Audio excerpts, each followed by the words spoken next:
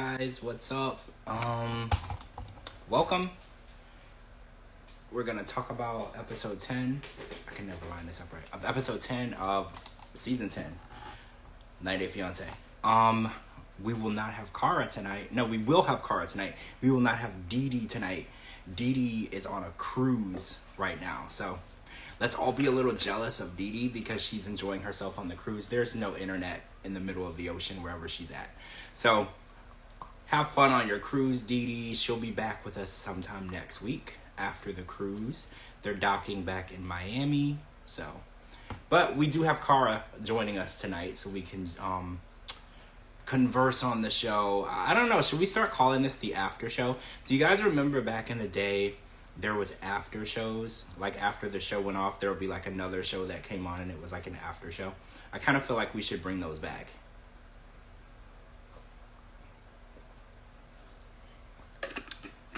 Just a thought. Hey, Pineapple. Kara's here.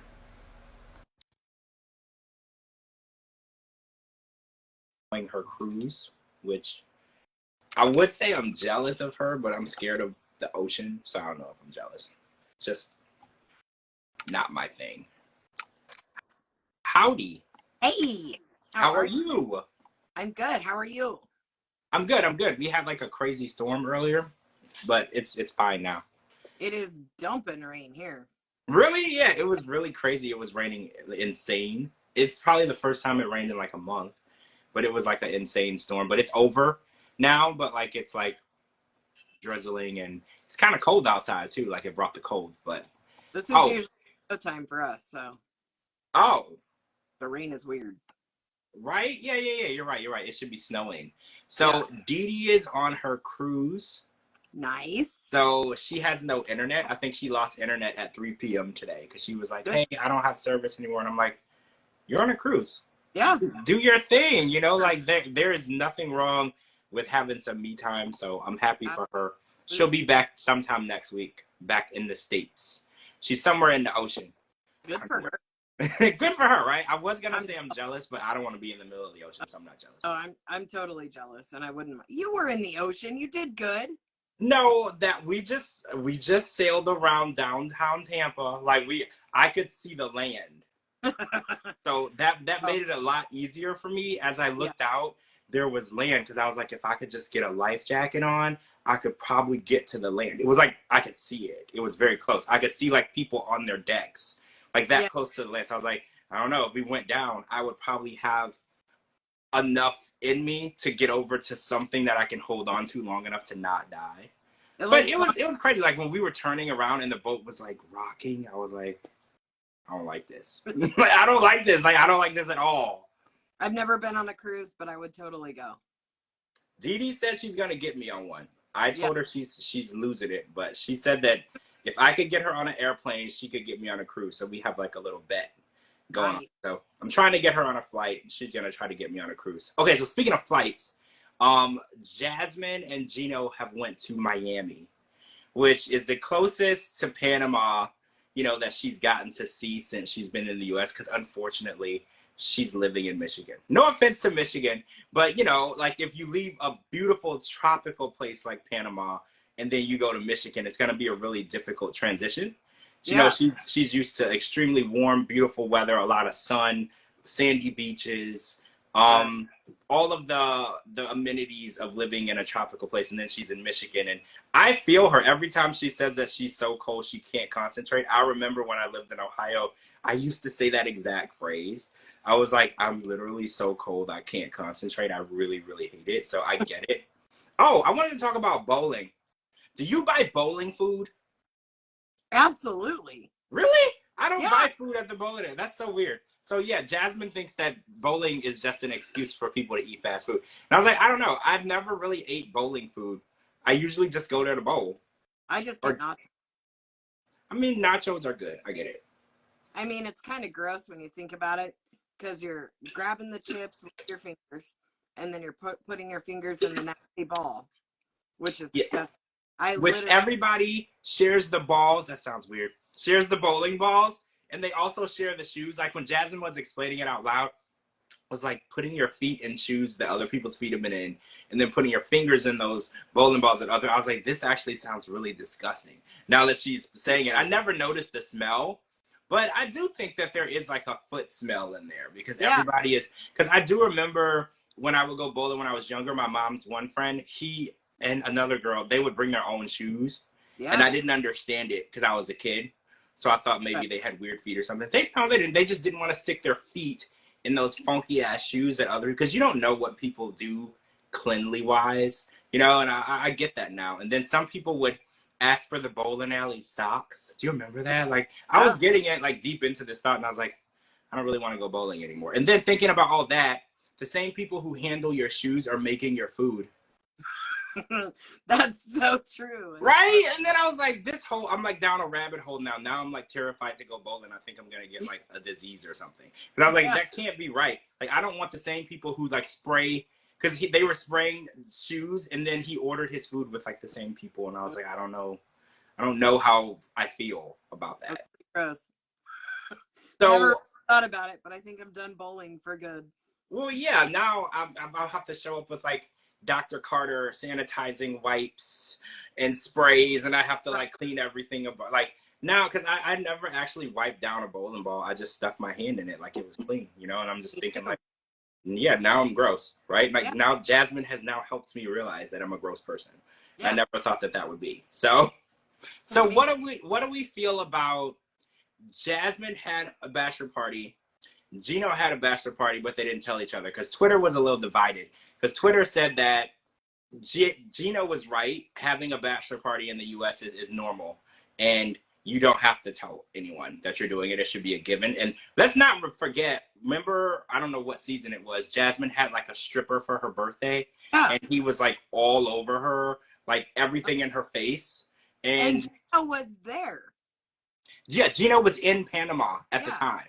Yeah, so I was like, I don't want to like come down on Gino for not telling her, because I mean, I want to say that Gino knew about the stripper situation after the fact because one of her friends accidentally like let it out. But like as it was happening, he didn't know about it. So I was like, you can't really get mad at him for doing what you did exactly, like to the T. Because she did. I mean, she tried to play it off like she didn't know that her friends were gonna have the stripper for her birthday. But even when they did, you know, she could have said, hey, there's a stripper here, you know, let's just for transparency, right? Like, let's just be transparent so you don't hear it from someone else, because he heard it from someone else. And now she's like, well, you need to stop lying to me and omitting the truth. And then also half of her ass belongs to Dane, which Gino also doesn't know. So it's like, I don't know. I want to be on somebody's side, but I feel like they both have like issues. There's skeletons in the closet. And I do feel like instead of getting to the bottom of their issues, they fight, and then Gino will take her somewhere or buy her something or do something, and then they just sweep the fight under the rug. Because Jasmine said tonight on the episode, she was like, I don't forgive him and this isn't over, but I do deserve a vacation. I was like, see, this is the issue. Every time when she goes to the nail salon, when she goes to the hair salon, when she goes to the spa, it's because I was mad at Gino, so he deserves to pamper me. I mean, right, which is fine, but you also can't just sweep your issues under the rug. Whenever, you know, you have a fight, you have to get to the bottom of each issue. Because she's just like, oh yeah, I'm still mad, but I'll go to Miami. No, like you have to actually work on issues, and I feel like there's no transparency between the two of them. They don't have any communication. They just fight. They don't get to the bottom of anything. She's pissed off. She throws things at him. Then she says, I want to go back to Panama. Then the next week on the next episode, they're happy. And it's very confusing. If she hangs on to these issues, then she can use it for the next time she needs to get her nails done or whatever. Well, yeah, it's good she has them in her back pocket. Because like she said, I'm not okay with it. I'm not forgiving him. But, you know, after all that he put me through, I deserve a trip. You know, so she just looked at it as, I'll pretend like I like him while we're in Miami, and then when he does something stupid again, I'll bring this back up later. Exactly. That's exactly how she reacted. She's like, well, yeah, I'm not happy, but Miami is a nice, you know, change. So I'm just going to deal with him, get this trip, and be happy. Oh, she said on one of her Instagram lives, a lot of people kept asking this question, so I wanted to talk about this real quick. She said on one of her Instagram lives that, you know, we've seen Fiance, and he's been on the show, and she has another son, and she people wanted to know why we haven't seen him. And she revealed that her other son is special needs, and she's very, very nervous about you know, how people might treat him. So that's why she hasn't let them film him or anything. And I actually thought that that was a good move as a mother, because That the internet is a super cruel place. that is very respectful, if that is the truth. Right, right. I mean, we don't know anything, but that was her reaction. It was on maybe Instagram Live or TikTok Live. I don't remember. I Yeah, saw and it. Yeah, it was on Instagram, and she said that the internet can be very cruel, and she it, doesn't want to expose him. But I get that, and like I said, that is so respectable. But is it respectable to just never talk about him like he doesn't exist? well, yeah, talking about him on the show is not the same as filming him for the show, because you Yes. can talk about someone and not even use their name. She could just say my youngest son.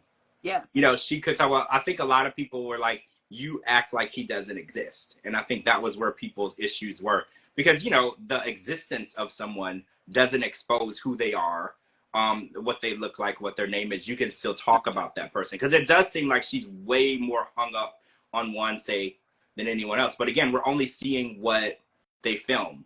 You know, she Right. could have also called her other son, or the other son could have also been on a call with her. They just didn't film it. So I want to give her the benefit of a doubt. But when she said that, because, you know, we were hard on her, you know, Yep. about that. So when she said that, I was like, well, if that is 100% true and he's special needs, I think that was amazing parenting.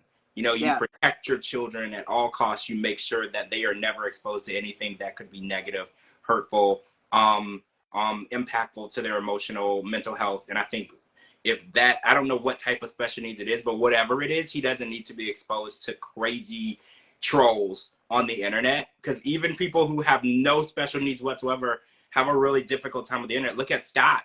Scott's Yeah. perfectly fine, and the internet trolls got to him to the point where he's wiped himself clean of Yep. the internet. So that's a grown man. So Yep. imagine the effects on a child, you know? So I was really happy to see that she was protecting him, you know, because we've been really hard on her, and we've been wondering, you know, what her parenting style is and everything. So she's given us a little insight. And that's good. That's respectful. But also, I want to mention the fact that I was more than shocked that Gino's family, his cousin Dana, was siding with Jasmine. Like, were you surprised by that? He was pretty hard on her.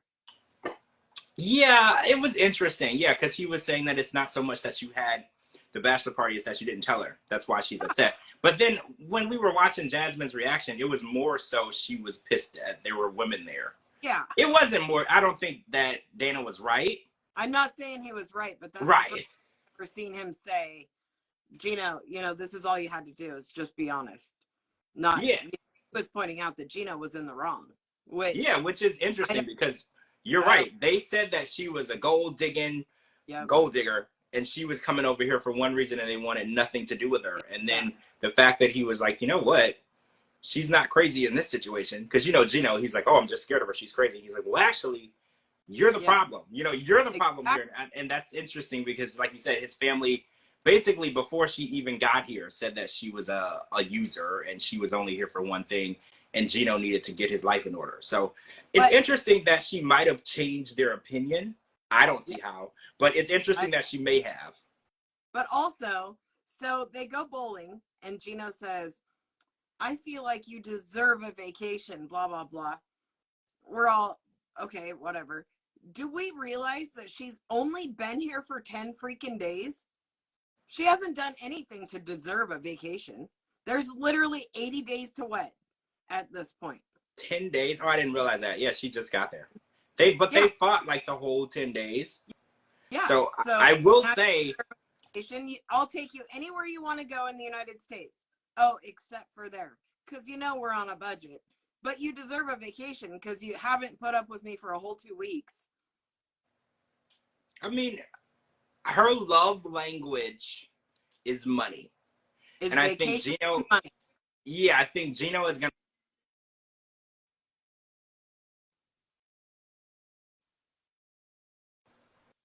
to, okay, I'm back. I think Oh, Gino is going to have to come to grips with the fact that he's going to have to speak her love language. And her yeah, love language is cash money. You know, take forever. her trips, buying her things, and making her feel special. And I don't know how I feel about relationships like that, because I feel like you can't purchase someone's love and affection. Yeah, And I understand that some people like finer things. Like there are women who will only date a man who makes over $100,000 a year, or he has to live in a house that's worth a certain amount of money. I get it, but I feel like relationships have to have some equality to Mhm. it. Like I don't feel like the woman just brings her being a woman to the table and then the man has to pay for everything. I don't know. I just feel like it's an uneven balance. And at some point, because I was like, I don't know if I would feel comfortable being that person who has to be showered with gifts and everything. Because what if one day the person showering me with the gifts wakes up and decides they want somebody else, or I'm getting old, or I'm getting Yeah. fat, or they want to do, because you could buy anyone gifts. Affection is not hard to get when you're giving them expensive stuff. So I was like, what if I wake up one day and they're like, well, I'm done with you. I want to buy somebody else. I want a new toy. Because that's Yes. like how that situation is. She's a toy. He gets the toy, but in order to keep and maintain the toy, he has to pay a certain amount of money. I don't know. I really don't like the relationships that work. And if it works for some people, I'm not knocking you. If you're in a relationship and he has to buy you purses and cars and might give you money and it works, I have no issue with that. I just feel like it wouldn't work for me. Right. I want equality. I want to feel like we both are in this together, and not like, because like what if I lose my job, or vice versa, and then I can't support that lifestyle? Are they gonna leave me? Yeah. Like Right. that would always be in the back of my mind, because yeah, I can give you these things now. What if there's a point where I can't? Will your love dissipate because my money dissipated? Yeah. So what do you Exactly. think about Jasmine saying no matter where they get married, she doesn't want his family there? What do you think of that? That's bullshit. That blows my mind. Because family is important to Gino, and she's made that pretty clear. And she's like, well, let's get married in Miami. And he's like, well, my family would not be able to come to the wedding if it was in Miami. And then she's like, well, even if we got married in Michigan, I'm not really comfortable with them being there. Yeah. I don't know how that goes. Like, the family has to be there. It's kind of interesting because we're dealing with Anna Lee and Clayton, and it's the opposite with her. She wants that social interaction with family and other people, and Jasmine seems to want a more isolated relationship. The more people she can close out of the relationship, the better. And I Yeah. don't know if it's because she thinks the family might be a voice of reason, right? Like they might be She's the a one. control freak. She is a control freak. She's isolating him from as many people as she can. I mean, it's the typical control behavior. It's interesting because usually when we see manipulators, it's a man manipulating a woman that way. Yep. So it's kind of interesting to see it the other way around, because you're right. She isolates him, and Yep. before she got to Michigan, he had to check in. He had to have his location on. He had to FaceTime when he was going to be in public. It was the manipulation that we usually see from a male Yeah. controlling a female. So we have to be very mindful that this isn't a gender specific thing. Exactly. Manipulation works both ways, and we can see she is definitely trying to control his life, who he can and can't see, who he talks to, who's going to be in their life, who's going to have a say in their relationship, because other people from the outside can see what's going on pretty easily. And Yeah. Gino can be what's the word, he can be swayed in different directions. And a lot of manipulators, I think we saw this a lot with Andre and Libby. Andre realized pretty early on that those sisters of Libby's could see right through his BS. Yeah. So the first thing he had to do was get those women out of the picture, because those women in her ears were eventually going to get through to her and make her realize that she was not in a good relationship. And to this day, they're not as close as they used to be. He pretty much Yeah. succeeded. Yeah. For sure. Okay, so I want to talk about Rob and Sophie, because Sophie and Rob are going through this crisis of her being bisexual, which I think we said last week isn't really a crisis in my book. Like, Right. but for some reason, Rob feels insecure, and he's like, well, how do I know one day you're not going to wake up and want to have a relationship with a woman? So is that a concern? Because she said that it wouldn't be a relationship between three people. It would just, but she also has said, how do I put this? She's never acted on this. It's an attraction. So I have a question. I don't want to be controversial, but is it possible to be bisexual without actually experiencing anything of that nature? See, I was thinking the same thing. Like, I don't know. Is it? Well, that was my first question, because in order for you to say you are a sexuality, I feel like you should have some sort of experience with that. Because I've Yeah. had people tell me that they thought they were gay or thought they were bisexual, and then they experienced it, they acted on it and didn't care for Right. it. Right. So I feel like you need to have the experience to know, because she's like, well, I've never actually acted on it. I don't even look at women, because he was like, how do I know you're not checking out women? And she's like, well, I don't. And I'm like, well, this whole thing sounds so strange to me. The whole situation is really weird. Like, you've never acted on it. You're telling him, but you're also telling him that you only want to be with him and you would never act on it. But if you are bisexual, what would stop you from acting on it? If you were like, I don't know, I'm just confused, right? The whole thing confused the hell out of me. Like, I'm trying to make sense of it, and Rob is being a little insecure, because he's like, well, if you get to sleep with other women, then I get to sleep with other women. And I was like, well, see, that's not the same thing. But it is. But is it? It was the first time I ever agreed with Rob. Ever. Probably the last. But when he said, so he's essentially saying, if you're going to sleep with a woman, you're not going out to do it. We'll sleep with her together. And that's that. So but he's not saying that she can go out. He said, under no circumstance can you just go be with a woman. But is it fair to, because she never said that she was interested in being with a man and a woman at the same time. Because is that this, or is it, because that's she never said that. But if she's gonna say, I don't have any urge to act on it, and if I did, I'll come to you and we'll come to a resolution. Well, he's saying his resolution would be that it's together or it's not happening. So I don't know. I agreed with him. Like, it's not an open relationship. How would that be different if Rob thought he was bi and he said, I want to go be with a man? She's not just going to be like, oh, okay, well, go check it out and see how you feel. Well, okay, I agree with you on that, because I look at it as gender is fluid at this point, and you can fall in love with anyone of any gender. Yep. So I think, yeah, you're right. Rob is probably looking at it as, what if you just you act on it and then you fall in love with this girl? Yep. Just like you were saying, he could act on it and fall in love with a guy. Exactly. And then now this is now open relationship territory when nobody agreed to that. So I kind of see what you're saying. And it's interesting that she waited 30 days before the wedding to tell him. Because Twitter said, well, he said, you should have told me 2.5 years ago when we met. Do you agree with that statement? Do you think that if you have a gender orientation that's not straight, do you feel like you need to disclose it right away? I feel like that's a tough one, because if we're dating and I'm seeing you every day, yes, I'm going to get to know you. But if you're living in another country, I'm going to get to know only what we get on FaceTime or over the phone or by text. That's all I'm getting. So I don't have the chance to get to know you.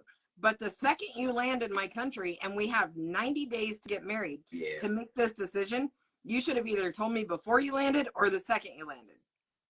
Yeah, I just agree, only because when you're getting married, you're committing to that specific person. Yes. And there's no open relationship in that realm.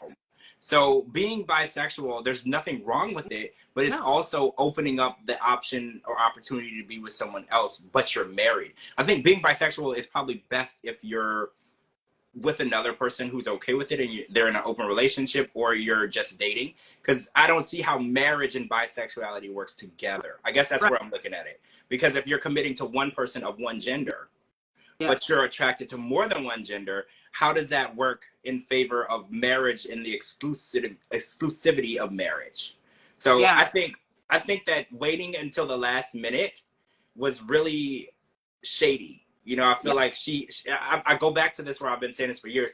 Giving people all of the information to make a good decision is important, because we can't make an educated decision with a third of the information. Like, I look at it like science and math. Like, you can't solve a math problem without all of the needed information, right? Like fractions, the geometry, you need all of the available information in order to get the solution. And I feel like she was withholding all of the information, but still wanted him to make a decision without the info. And I wonder if he would have actually went through with the engagement and bringing her over here if he did know she was bisexual, because he didn't get that information to make that decision ahead of time. I think he would have, with different stipulations. Oh, so he would have been able to say, hey, okay, so I'm okay with this, but when you bring another woman in, it has to be in the bed with everyone. Like, Yep. right, I feel like that was the direction he wanted to go. Most men would, though. And I Yeah. think most men think, oh, a bisexual woman means that we're going to have threesome all the time. But bisexual doesn't mean people want to be having sex with all types of different people Absolutely. in bed. I think that is a huge misconception. Yes. And especially on the men's part, when they find out a woman is bisexual, because Rob said something interesting tonight. He was like, most women are attracted to other women. And I was like, I disagree. I think a lot of women appreciate the beauty in other women. Doesn't Correct. mean they're sexually attracted. But Correct. because, you know, men, for some reason, they can't state that another man is attractive. They just Right. can't. It's like a masculine thing. They just can't do it. Women are so comfortable in their sexuality. They can say, that woman is really beautiful. I like the way she dresses. I like her hair. I like her body. Women are able to speak that way about other women. It doesn't make them bisexual. It just means that they are comfortable enough to acknowledge beauty. Men are not there. Men don't have the intelligence to be able to do that. They're too simple, you know, simple-minded when it comes to masculinity to do things like that. So I don't know. This whole thing is crazy to me. Men think that if they say another man is attractive or good looking or whatever, that automatically makes them gay. There is no in between. Right. And it's like you can acknowledge beauty. I've seen people who walk by and see a dog and they're like, that's a beautiful dog. Right. You can say the dog's beautiful, but you can't say a person's beautiful because they're the same gender as you. Like, it's so stupid because men just don't have the comfortability in their masculinity to do things like that. Right. So this situation for me, I'm just confused because she's never acted on it. And I feel like, oh, another thing I wanted to say, by her marrying him, does that mean that she's not allowed to act on it? Does she have to suppress her feelings? Because that was another thing I was thinking of. Well, that's what I'm saying. I think that she put it out there with the possibility of bringing someone in later to kind of get his feelings.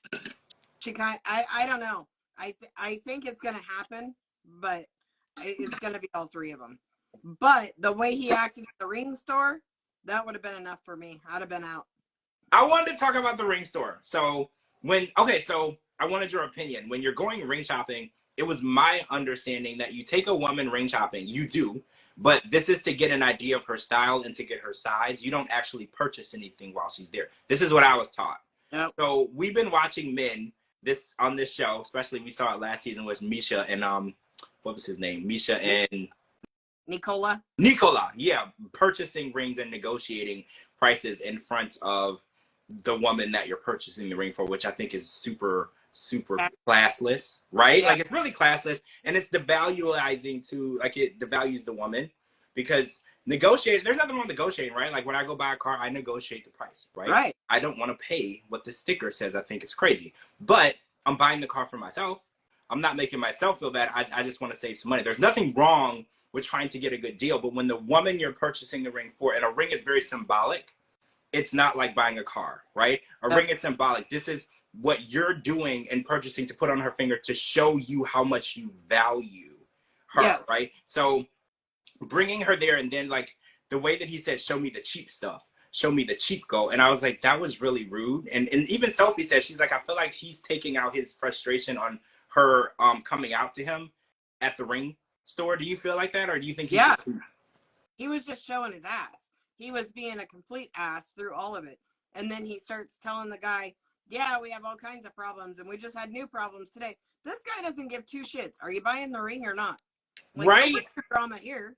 This is not free therapy. This is a freaking jewelry store. Yeah. If you want to go and air out your feelings and problems, there's a couples therapy person that you can book. Costs money though, which he probably doesn't have. Right. But there is somebody who is everly willing to listen to all of your issues for the right amount and even give you some advice on what to do. But it was rude, and I feel like he was trying to make her feel bad and embarrass her.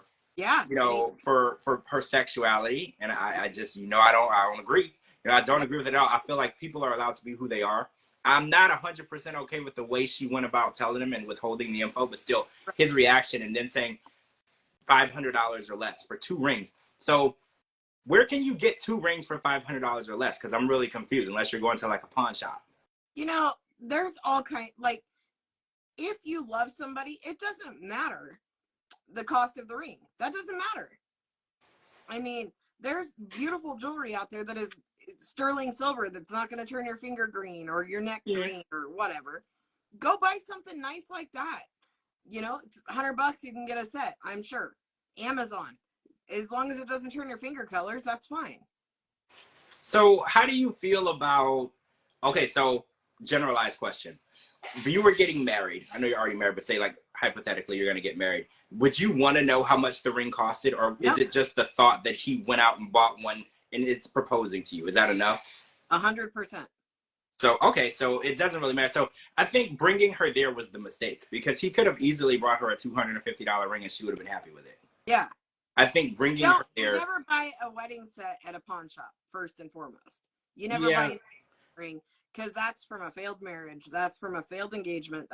That's already got bad juju on it. Yep. I would rather have a brand new ring out of the quarter machine than $1,000 ring that failed a horrible marriage and ended poorly and someone had to pawn their ring.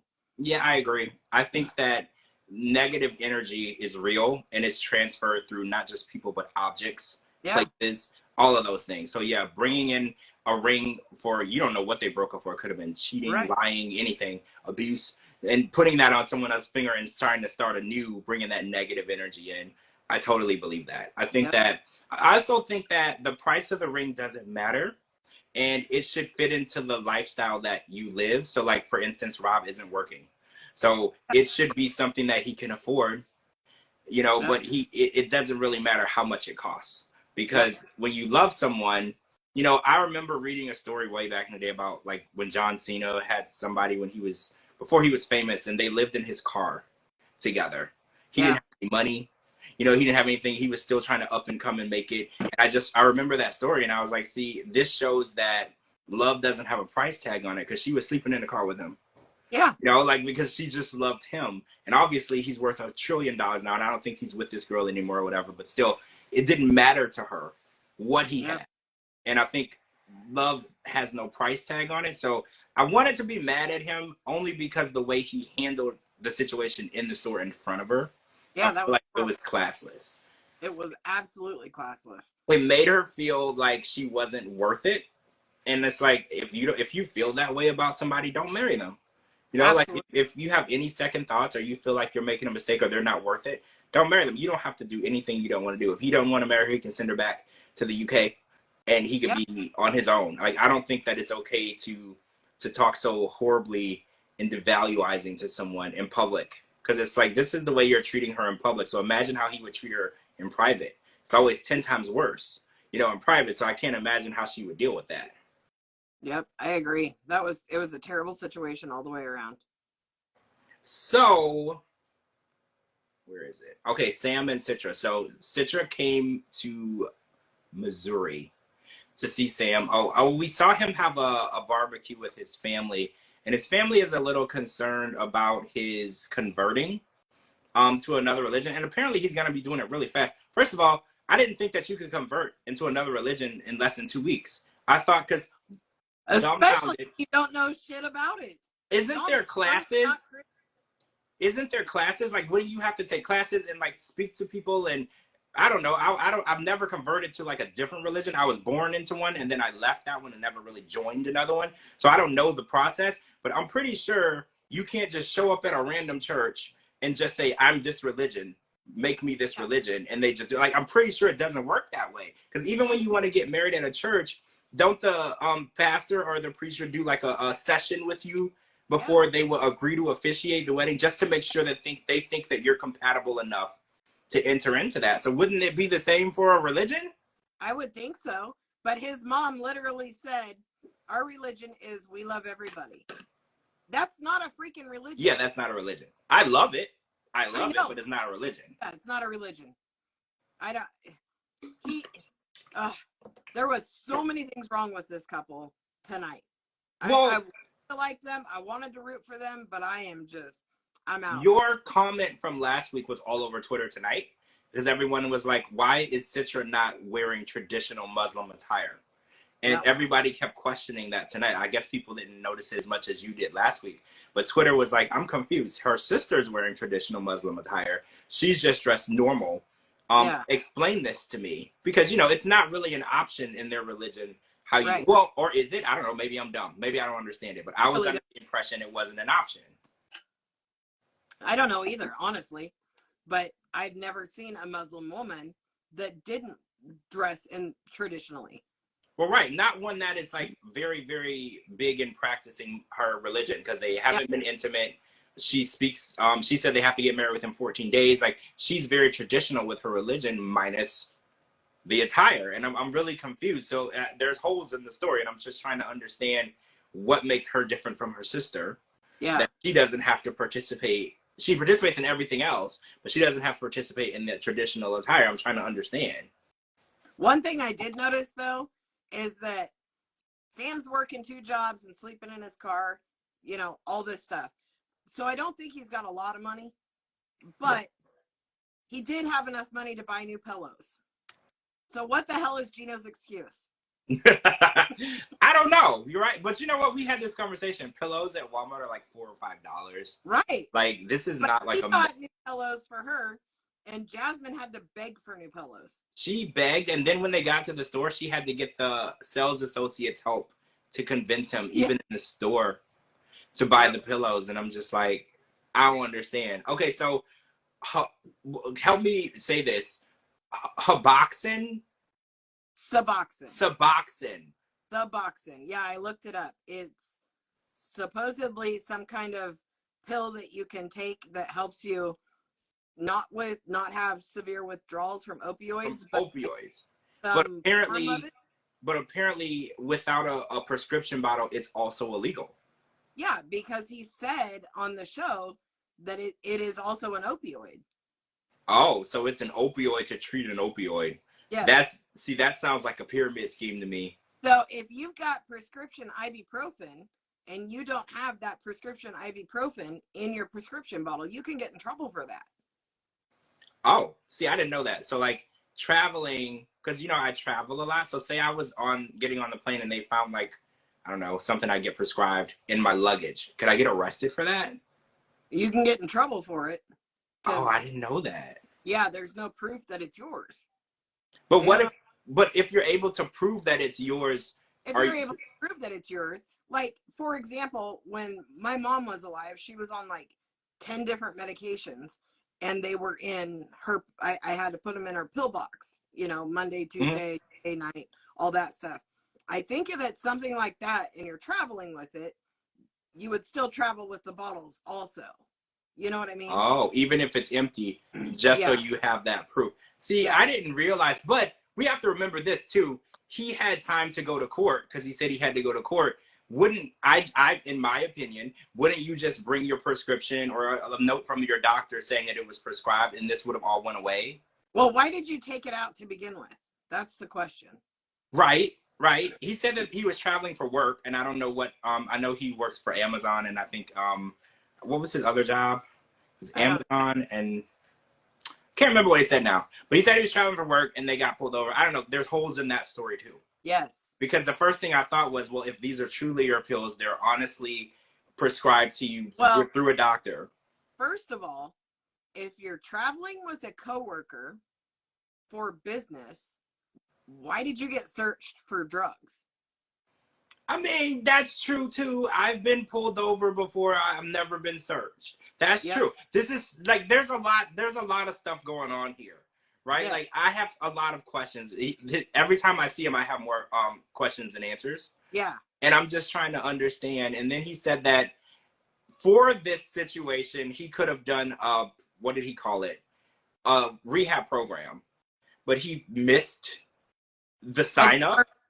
That was his diversion, he said. Diversion, right? Diversion, and that would be like, basically, you go to rehab instead of going to jail, right? Isn't that what that means? More or less. Yeah. So he missed the sign-up date, so now he could actually go to jail. And I'm thinking, why would you miss the sign-up date? Like, all you have to do is go, I don't know, maybe to the court and fill out paperwork. That's all you would have to do.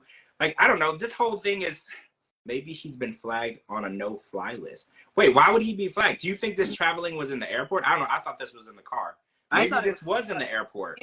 No, it was in a car because he said they got pulled over. Yeah. He said he got pulled over. This is really interesting to me. And I know he never really said he had gotten in trouble for his addiction in the past, because I was like, why would he go to jail if they found these pills on him and he could prove they were prescribed to him? Unless he's mentioned a few times that he got in trouble for drugs. Oh, so like jail drugs problems. Yeah. Oh, yeah. Okay. So yeah, it's harder to prove that it's an innocent mistake when this is something that has happened before. Like, I know that for a fact. It's harder to tell the judge, like, hey, super innocent, no big deal. And the judge is looking and they're like, well, what about this time and this time and this time? That is a different thing. But the fact that he could be facing jail time right before she gets here, who's going to take care of her? She can't work. How is he going to sponsor her? Well, yeah, that's okay. So I have a question too, because somebody told me that having the existence of a criminal record can prevent you from sponsoring someone. Yeah. And if he has been in trouble in the past for drugs, how did he get approved for a K-1 visa? Yeah, I don't get it. Everything about this story makes no sense to me. Yeah. Because I was told a criminal record basically bars you from the K-1 visa process. It's like there's like 2 or 3 things that just bar you. If you don't make enough money, having a criminal record, and fraud charges, anything that has to do with fraud, credit card fraud, bank fraud, anything along those lines, there's no chance you're getting approved for a K-1 visa. So what is the deal? Like, how did this happen? And if she gets here, who's going to take care of her? Because she can't work. And if she gets here and then immediately he goes away, who's going to take care of her? And I'm just confused. Everything. And then the fact that they came in episode 9 makes me think maybe he did get arrested, right? Or put in jail, because why are we halfway through the season before we see them? Yeah, I don't know. Something's fishy about this whole story. And it's just, there's too many holes. It just doesn't make any sense. You don't get pulled over and searched for drugs. You don't miss a deadline to sign up for something that prevents you from going to jail. You don't have this huge record and be able to sponsor someone from another country. There's so many things that just don't line up. Yeah, it's a lot. And someone said maybe his parents signed the paperwork, but the way that his parents were talking about it at the barbecue and his family, it doesn't sound like they would have done that, because they're not like fully supportive. Yeah. Like, I'm not saying that they're like, because he said, he's like, they mostly just make fun of what I'm doing. Like, he's like, they're not supportive, but they also think it's a joke. And this is also the dad that only believes in aliens. So. Right. His religion is aliens. Exactly. Yeah. Like, there's a lot to this story, but none of it goes together. None of it makes sense. So I'm interested in seeing what happens, though, because like I said, they came in 9 episodes in. So it makes me think that maybe he got arrested and he's also, put away. Don't want to make fun of people. Just kidding. I totally do. You totally do. I was dying when he couldn't pick her up at the airport. I spit my coffee everywhere. That is, you have to make sure that you hit the gym, because that can be hard for you as a guy, but also you're going to make your girl feel insecure because you can't pick her up. So you got to be very careful. Don't go in and try it if you can't do it. Like, you got to commit to it and make sure you've been hitting the gym, because she's not big. You know, he's just weak, right? Tiny. Like, let's just be realistic here. God, how tiny she is. Well, if she's that tiny, lift her up, spin her around. Done deal. Well, yeah. I mean, it shouldn't have been that big of a deal, but he couldn't lift her. And, so her sister and dad are coming out right after her to supervise. Both sisters. Oh, both sisters and dad. So, yeah, the whole family is coming out to supervise her and attend the wedding. Apparently, he said part of their religion, the Muslim religion, he has to be present for all of his daughter's weddings, which, I don't know, I just feel like that's just something a dad should do. Not any religion, like all dads should be there for their daughter's weddings. But good, I'm happy that he's doing it, but I do feel the dad is going to be super pissed off when he hears about these legal issues, because he's a cop. Yeah. You know, he's a police officer. Not just that, he's a religious police officer. So he's like a male Karen, right? Yeah. Like, he's definitely not okay with that type of situation around his daughter. So I don't know if he's even going to give them the blessing. Or if Sam is smart, he's not going to say nothing until they get married. Like, that would be the smart thing to do. Like, don't say anything to anybody unless maybe the cops show up to his house and pick him up. You know, like, because apparently he's got this thing hanging over his head So I don't know. We don't know when this is going to happen, how much time he has. And I don't know if he has a lawyer. Like there's a lot I'm worried about, but There's a lot. let's talk about the Nikki and Justin, because it kind of feels like the Nikki. I just love calling her the Nikki for some reason. I just want to call her the Nikki. Hey, Florian. So the Nikki has decided that she can't take the fact that she was in Mexico with Justin. They were having vacations together. She applied for the K-1 visa. They were pretty serious, right? And then Justin revealed that he had girls that were friends that he was sleeping with because I don't know, his explanation tonight was because I like girls, so it's normal. Right. I was like, well, no, lots of men like girls, but if they're in a relationship, you don't just have sex with any girl that you see. Like that's not normal in any country. I don't care where you live. I guarantee you can ask any woman in any country, just because a man likes girls doesn't mean that he has the right to just go sleep with anyone that he meets when he's in a relationship. Yeah. That was his explanation. And he seemed to keep saying like, well, let's just throw the past away. Let's not lose everything for this. And I disagree 100%. I think that Justin has been using Nikki from the beginning. I think that he's like, well, this trans woman, I don't want to be with her, but she really, really, really wants to be with me. And I'm going to milk this for all that it's worth. I think that's exactly what happened. And I think that he doesn't see the wrong in what he did because he doesn't love her. He's not attracted to her. He doesn't want to be with her. She's made his life a hell of a lot easier over the past couple of years. And, he screwed it up. Like she said it. She's like, you effed up. She's like, of all the things you could have done, you have screwed this up. And I actually want her to really leave. Because, everybody's like, oh, I'm going to leave. But then they just pack their stuff and go stay at a hotel down the street. You have to leave. That's happening with her because she made the comment and she said exactly. Hold on. I got it exactly what she said so that I didn't get it wrong. She said, people like me with a past like mine don't have many options, especially with a good-looking person. So essentially, I'll just settle for however I'm treated because I don't deserve any better. And I thought that was so freaking sad. I hated that too. She doesn't feel that she deserves the relationship that she's in. And honestly, she doesn't deserve him. She deserves better. She totally deserves better. But unfortunately, her life has been very difficult, right? Like she realized at a young age that she was born in the wrong body. And she had to make literal changes to her entire body, her whole life. Hell, even her birth certificate, driver, everything has to be different now. So, and then she has to live with the stigma of, because you know what? She's in her 40s.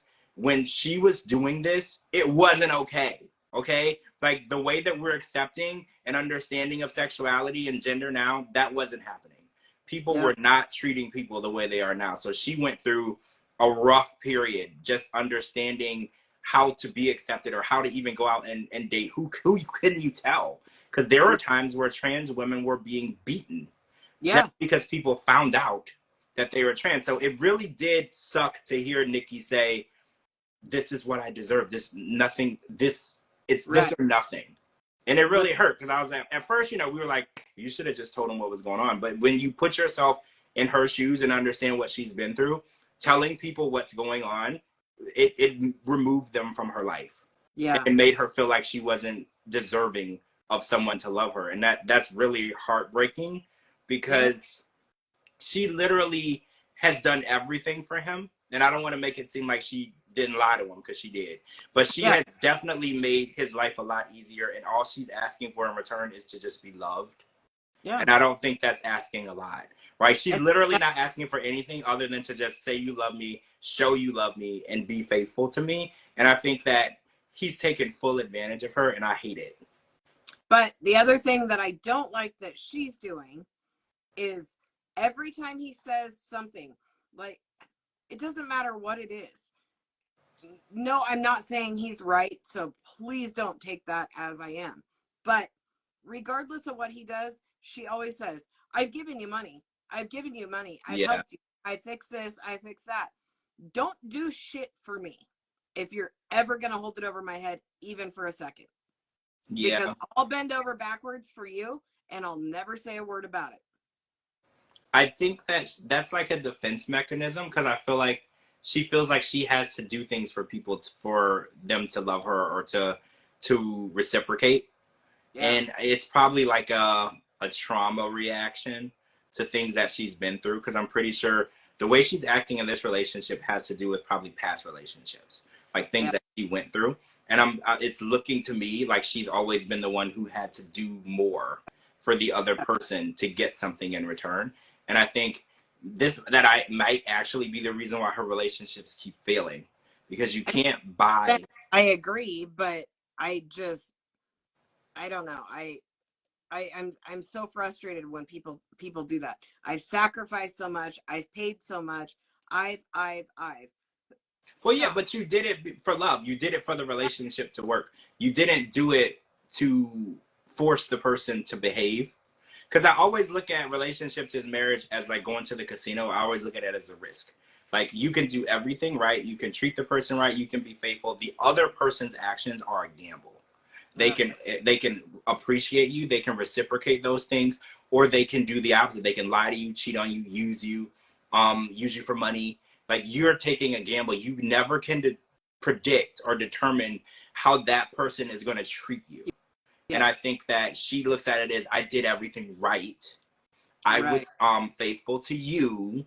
I gave you money when you needed it. I paid for this. I did that. And I think that her defense is, well, you should have reciprocated that to me. But you're right. Whenever they fight, it's, I send you money when you need it. I send you money when you Yeah. need it. And it's like, well, you can't buy him. He has to actually want to love you. Literally. And I think that's the whole issue. He doesn't want to love her. Yeah. He can go sleep with literally any woman that he thinks is cute. He has to talk himself into and like meditate for 3 hours to sleep in the same bed with her. That says a Yeah. lot, right? Yeah. That says a whole lot. And I wish that she Absolutely. had a higher self-worth, because I know what she's been through. She feels like this is what she Yeah. deserves. She can't get better than that, and I hate it. And I feel like he's capitalizing on her damaged feelings and her Yes. self-esteem, and that makes him even worse. That makes him evil, because he Yeah. knows that he can get away with it because she thinks that she doesn't deserve better. Yeah. It's so unfortunate. I It's want so. her to get on the next plane and leave and never look back. She can Yes. do better. I know it's hard because this is like a 17-year journey, right? Like, I know it's hard. It's not going to be easy. I can't imagine leaving or walking away from something for 17 years, but it's what's best for her. And every time he opens his mouth, it gets worse.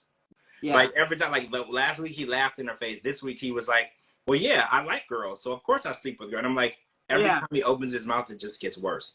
Like, at Yep. this point, he's capitalizing off of her love for him. And a lot of people do that. A lot Yep. of people, they're like, this person likes me more than I like them. So I don't want to say any names, Jasmine. But I think that a lot of people use that. They're like, well, this person likes me a lot more than I like them. So yeah, I'm going to make sure that I get exactly what I want out of this relationship. Because Right. Jasmine made it all the way to Miami. She made it, well, first to Michigan, now to Miami, and Yep. then I don't know where they're going to get married. Probably a destination, because I can't imagine getting married in Michigan. And like, wait, so she got here in March, April, May, June. No, it'll be June. So it'll be warm. It'll be warm. So they could get married in Michigan. But I think she'll probably make sure that she doesn't, so Gino can invite his family. Yes. It's gonna be far away, so he can't invite his family. And she'll wait and make sure that somebody's on vacation in Florida or somewhere else. And then she's like, let's get married on this thing. Because Jasmine. Jasmine has to control everything. And it's funny because Gino said it in this episode. He was like, I'm terrified of her. He was like, it's not that I didn't want to tell her the truth. I'm literally scared. And I was like, how healthy is a relationship if you're terrified of the person that you're with? That would be horrible. That would Right? be horrible. I don't think I would sleep well at night, because if you're terrified, you don't know what's going to happen. Are they going to wake you up by throwing hot water on you? Yeah. Or you're going to be sleeping and she goes through your top drawer and finds a picture of a girlfriend from high school and she's like screaming. Like, I don't know if I could live with the fear. Yeah. I can't be afraid of someone. Like, Absolutely. if I'm afraid of someone, I don't want them around me. Yep. So I can't imagine sleeping in a bed next to somebody I'm afraid of. No way. So Devin's dad talked to Nick about the piggy situation. He was like, well, he had lots of concerns. He's like, the first time I met you, you're already engaged to my daughter. I'm about to get married. So I want to get to know you. But he was like, he wanted to get an explanation as to why he was calling his daughter a piggy. And then we got it and it made it worse. So he was like, well, she didn't like it, but she got used to it. And I was like, well, I want to smack him for that. that is literally how every domestic abuse relationship starts, right? Like this is literally the stuff that Dateline NBC and, you know, battered women shelters were created for. People who think that way. Just because you do something and then someone is just used to it doesn't make it okay. It doesn't even make it acceptable. And the dad was like, so you think it's funny and okay that she just has to get used to your bad habits and you making her feel like shit. And it really irritated me because I was thinking like of things that we do that we just get used to. Like when I go to the dentist and I have to get like a root canal or something, I hate it, but I'm used to it, but I'm not okay with it, right? So I was like going down the list of things that I have to do. Oh, getting shots, hate it, I'm used to it, don't want to do it. So like he thinks that a relationship, right? He thinks that a relationship is just something that you hate, but you just get used to. Who raised this man? Yeah, this is terrible. It's bad. And I was kind of shocked at that. But the way, I don't know, I had this realization that people in other countries, their level of, what's the kindest way to say this? Their level of, like, the way that they express themselves and say things. Okay, they say things that we would consider to be rude or disrespectful or offensive, but they just say it. Like there's no sugarcoating, because he's like, well, in America, there's more fat people than in Korea. And I was like, well, yeah, America has fat people. You know, America has crime. America has lots of different things, but Korea has some downsides too.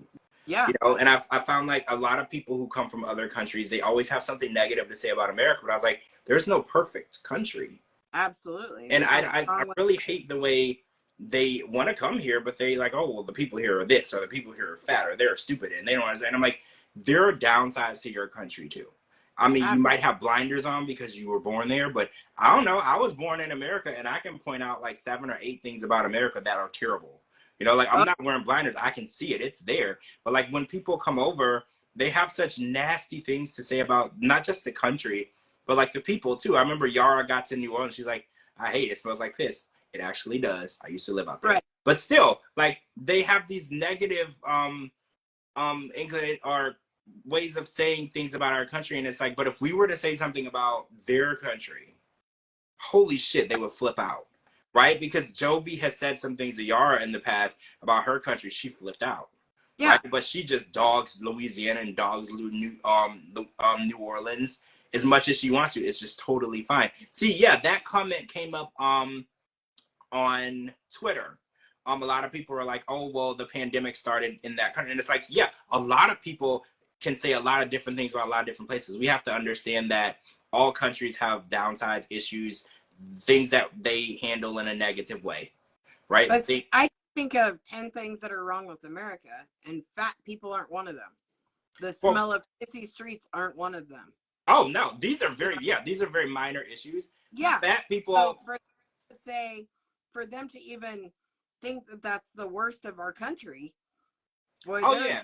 That's a compliment. Yeah, you're right. That's a compliment because we have lots of issues like gun control issues. You're right. Like, so if that's what they are looking at and their consensus is we eat too much, I'll take it. Right? Because there's a lot of other things going on that we would love to be changed or fixed that we haven't gotten around to, well, our lawmakers haven't gotten around to fixing. So yeah, if that's true, if just our food is greasy and we eat too much of it, that's the only issue, I'll take it, right? Like, I'll take it. I don't see any problem to fight back from that because it could be way worse. Okay, so this wedding dress situation. So I have a question. She ordered a traditional Korean wedding dress, and when it showed up, she was surprised by the color. So I'm confused at the idea of ordering a dress and you, like, is it a mystery pack dress? Like, how do you not know what the dress is gonna look like before it gets to you? I don't know, but I'm telling you, I hate gold too. And there have been, I related with her so much on that. There have been a handful of times that I've ordered something. For example, I ordered a blue and cream colored area rug for my store.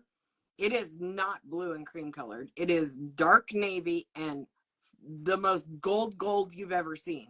It is now on my front porch under my chairs. Like, it is awful.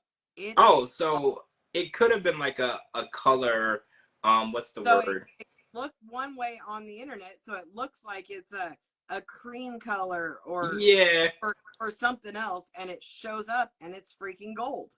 So basically, it could also be like a resolution problem because a lot of times, like the higher the resolution on something. Oh my God, do you remember like a few years? I don't know, maybe more. There was The a black and white dress. dress, yes, Yes, yes, yes. and every I single thought that person saw a different color. So you're right. I don't want to. I don't want to say that. So you're right. Maybe whatever screen she was looking at didn't give her a good picture of the dress. maybe she's the one that saw the other color. Maybe that dress was blue and white to her when she looked at it. So is it just me, or is it? Does it seem like Devin is usually out of it? Are you She's getting very out of it. right? And I can't pinpoint it. Like I don't feel like she's like on drugs, but like I don't know. She's just very out of it. Like she's there, but then there's something else going on, and I've been trying to pinpoint it, and I can't. And I don't know, like, because I want to be sensitive because it could be something medical. So I I think don't, and no like one. I this is probably completely the wrong term for it, but when I was watching her tonight, it's like that disassociative personality where when you're around a lot of people, you completely disassociate. You shut down. You don't say shit. Like you're so to yourself because there is Oh, just too many people. She's probably very overstimulated and not knowing how to deal with not just her family, but all of the camera crews. And she's got people touching her and yeah, makeup. She's got a billion things going on that I'm sure she is not used to. that's true. I felt That's very true. for her, Because actually. you're right. I don't feel like there's anything wrong with her. Like, I but don't I either. also feel that she's out of it. And I think you might be right. Maybe she kind of displaces herself in those moments because she doesn't like to be around people. Because we actually found out today Clayton is a very isolated person. Yeah. And, there's a lot of people that are like that. I think the internet has really created very self-sufficient and isolated people. Yeah. Like, because you can shop online, you can meet people online, you can talk to people online. Because Clayton, his best friend of 10 years, he's never met in person. Right. It's an internet relationship. And I think that, our social skills are definitely dwindling. And the internet is definitely because of that. Because not only are we meeting people online, watching TV online, we're working online now. Yep. We don't have to leave the house. And Anna Lee is very worried because she feels like there's no circle of friends because she's left everything that she's known and she wants to be social, which a lot of people do like being social. I don't know. I could take it or leave it. Like there's days when I want to go out and do stuff and be around people, and there are also days where I don't want to leave my bedroom. So like Yep. I could take it or leave it. But she wants to. She thinks it's important that they meet his best friend, and his best friend is at the wedding. And I think that she wants to get to know the people around him to get a better idea of who he is. And I don't think that that's a bad idea. I think Yeah. that you should get to know the people that know the person you're marrying, because you also could be marrying an axe murderer. You don't know this person, right? Well, so far you're not off on a very good foot in this one bedroom apartment with closet mom and all these animals. Like Right. I know some people too. Yeah, But because why spending so much time playing games? I get that he works from home. I get that's part of his job. I get being on the computer is part of his job. But when work is over, spend time with the woman you just brought into your home from a different country that's not at some farm. so how do you feel about his relationship with video games? Because I know a wait, what? It's absurd. I know. Okay, so I know a lot of women. I put this a poll on Twitter, and I actually got a lot of women who responded. They said, "I don't think it's an issue. I like video games too." So it was kind of split. But I was just wondering because I thought, well, he played video games a lot because he was single, and I was thinking she could replace video games in his life. Like, Yes. you would think that he would put video games on the back burner, take her out, go out and do things, go to concerts, do things with her. Because I was Well, under the impression video games were something that you did when you were lonely or you didn't have like a big circle of friends. there are gamer chicks, and that's great. Kudos to them. But when you're so lonely that you're playing video games, your only friend is on the other side of the computer that you've never met, you reach out, you find someone that you fall in love with in another country, and she's now sitting right in front of you, to hell with the video game. Be done with that. Go meet your friend in real life. Show her, that you're happy she's here. He's wasting everything, wasting his time, wasting her time, wasting her space. It's sad to me. It is so sad. I think that her worry is warranted because the life that he lives, I think, isn't the life that she's gonna want to live. Like him sitting in the house playing video games, never wanting to do anything. I think that it is questionable and disturbing. Yeah. Because and I thought when she got there that he would have had a lot, because we watch a lot of people when they bring their person over to the US, they have all these plans, they take them out.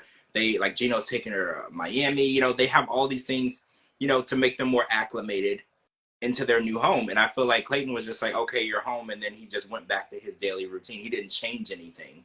Yep. And I think that that's questionable, because I felt like he made it seem like she was going to fill a void in his life that he needed. And in my opinion, he just kind of brought her there, put her in the apartment, set her down, and went back to what he was doing.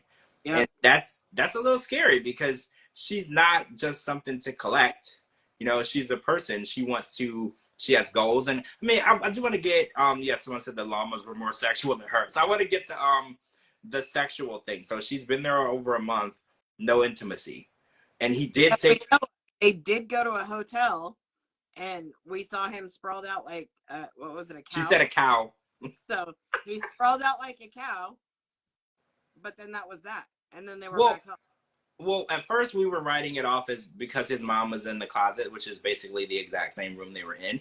But like you said, they went to the hotel, no intimacy. And intimacy is important in a relationship and a marriage. So if she's just here to be his friend, that's not a K-1 visa. I agree. But I need to understand. If I went somewhere and that's all you could talk about was how we haven't had sex and how you're telling random people and strangers that we haven't had sex and that the farm animals are getting more action than you, that is such a turnoff for any human, let alone someone that's coming from this country, that you can't peel your face away from your video game long enough to pay attention to me.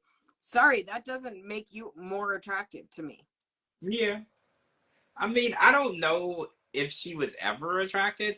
Do you remember when we were watching her arrive and she was coming down the escalator and he didn't run to her, she didn't run to him? She waited for the escalator. Because, when we watch people meet, they drop things, they run, they pick each other up, they scream, they cry. They were just like, hey. Hey. And that was very telling for me.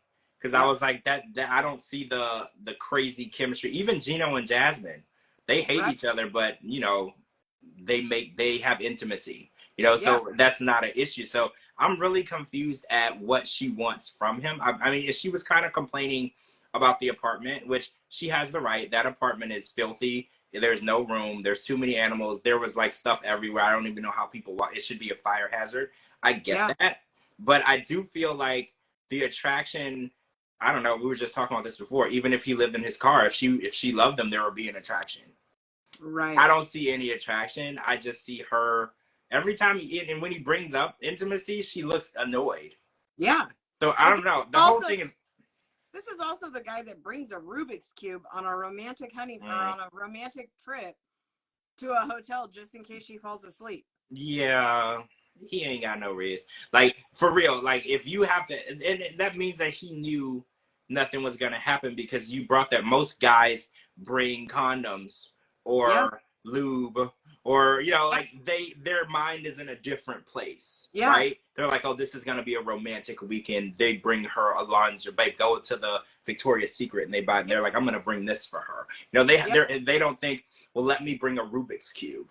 To the that. His mind is definitely not in the same place where most men would be when they're taking their woman out to a romantic night, together. So I don't want to blame him, but it's like, he definitely needs to make her more of a priority.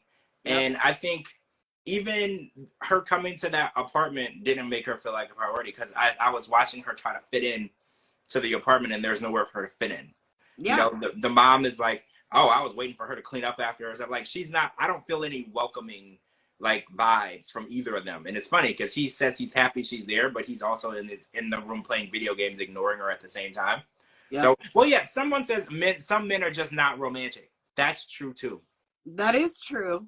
But without being romantic, they still wouldn't bring a Rubik's Cube. Well, no, they wouldn't own. A man who has game doesn't own a Rubik's Cube. Like, Yes. let's just be honest. He doesn't own one, and he can't Correct. solve one. He's busy Correct. solving women, right? Like, Yeah. he doesn't have time for that. Oh, wait, someone says he's just excited to have a girlfriend. I kind of think that's what it is. That is He's very just excited to have a girl in his apartment that isn't trying to get out. yes. Right? Like, I feel like that's that's kind I of mean, his excitement. He's probably trying to get out now. Yeah, I feel like she's probably like trying to figure out a way out, and I don't blame her at this point. But I don't know. I'm confused by her, but like you said, there's not a lot of reasons why she should be like giving it up. Like, honestly, Yeah. like, because he needs to give her more time, attention, and I don't know, the video games. I don't know. I have a negative feeling about video games when a man has responsibilities, because a fiance or a wife or a family and stuff, that's real responsibility. Yeah. And I feel like video games should always be less of a priority when you have those in your life. Like, if you're a grown adult man with no wife, no kids, and your bills are paid, play video games all day. Right. All day, whatever makes you happy. There are gamer chicks, but Mhm. how? Let her bring her in, show her. Well, yeah. Invite her to play. If this is something he truly loves, try to sit her down and get her involved with it too. A lot of couples like, oh, Gino loves bowling. He took Jasmine to the bowling alley. You can try to make something you love something that you both love. Yes. You know, don't just go in the other room and ignore her for 3 hours. Yeah. Ask her if she wants to come in the room and watch you play for an hour, and then say, hey, since you've been watching, do you want to try it? Do you want to see, you saw me play, do you want to try it? Most girls I know would say no, but you're right. I know that there's some gamer chicks, the Capasso triplets, it's like triplet sisters. They're like, they make thousands of dollars a year playing games. So I don't want to write off any woman as being not a gamer. Women can choose whatever the hell they want to like, right? They can choose whatever they want. There's a lot of women who every Sunday put on a football jersey and watch the game. Women, they bond and figure out the things that they want to do on their own, but I feel like he is not implementing her into his life. Like someone said, he just wanted a girlfriend and now he has one, so he's going back to his everyday life, and it's not going to work that way. She needs to be implemented in, and then he needs to like implement his mom out. I don't think his mom is helping either. I think that he needs to be more of a man and less of a boy. I think that's the whole issue. Yep, mom needs to go live with the sister, and they need to move out of that apartment. Well, the apartment might be big enough if mom would get out and take all her shit with her. If all the animals went with mom, yes. Yeah, but they should just have like a dog, right? I think the guinea pigs are his, and those cages and toys all over the place, that's never gonna fly with her. Yeah. I mean, having an animal is like a specific thing, because there are some people who are like anally clean, and like an animal, I don't care how much you clean, animals are still animals. So some people are just, they can't handle that. And the way that she was walking around the apartment, I feel like she might be one of those people who, can't have an animal, or it would need to be a cat, like one of the self-cleaning animals. Like I feel like she's that's kind of who she is. And again, like YSP, you're right. They don't know each other at all. They don't know each other enough to know what their needs are. And I think the main issue is they don't talk to each other either. The only time they have a conversation is he's complaining that she won't sleep with him. Yeah. And how is that going to work? Like we learned from Nikki, men don't like it just like women don't like it. You nag them for sex, it goes both ways. And I know women get it more than men usually, but when it's the other way around, nobody wants that. If it doesn't happen naturally and spontaneously, it's probably not going to happen. Yeah. No? Especially when it's made public. Like when you start talking to people outside, oh, blah, blah, blah, we're having this appetizer because we're not having sex. You're almost sealing the deal that you're not getting it then. Yeah. Right? Like shaming a woman, plus or a man for that matter. Yeah. These people they just met. We'll get into that next week, but still. Yeah, let's talk about that next week. Okay, so tomorrow we're going to get part 2 of the tell-all and the very last episode ever of the Family Chantel, which we'll talk about the tell-all tomorrow, and then the Family Chantel, the series finale on Tuesday. And then Dee Dee will be back sometime next week. So we'll be back for that. So yeah, everybody, this week is the last week for the Family Chantel ever. And then we will see Chantel pop up on The Single Life, which premieres beginning of next month. So I'm excited to see Chantel dating and getting back in the game after her 7-year marriage to Pedro, which I don't know how long the marriage actually was, maybe like a few months. Like, let's be real.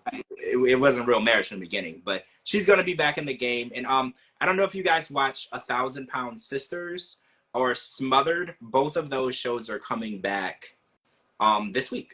Oh. I believe Wednesday. So if you guys are fans of the Slanton sisters, I'm a huge fan. They're both much smaller now, by the way. Spoiler alert. Or the Smothered. I don't know how many old returning couples, or I call them couples, mothers and daughters are coming back, but I know there's quite a few new mothers and daughters back for Smothered. I'm a big fan of Smothered and Mama's. So if you guys are watching that, make sure you tune in this week. And I might be covering some of those. I have to see how time is going because it's the holidays and I don't know how things are going to look.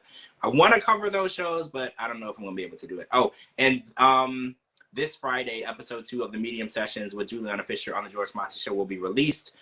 We haven't done any of the sessions with listeners yet, but we are working on that this week. So try to reach out to everyone then. Thank you so much to Cara for joining me. Thank you for everyone who stuck with us tonight. Make sure you're following Cara on her social media. She's tagged in this video. Make sure you're following me on all social media platforms at George Mossey, georgemossey.com. Anywhere you get your podcast, type in the George Mossey Show. And we will be back here tomorrow night for The Other Way. We get an hour of part 2 of the finale, and I'm really excited about that. So we'll be back to discuss that. Thank you guys, and everybody have a wonderful night. See you tomorrow. See you tomorrow. Bye. Bye.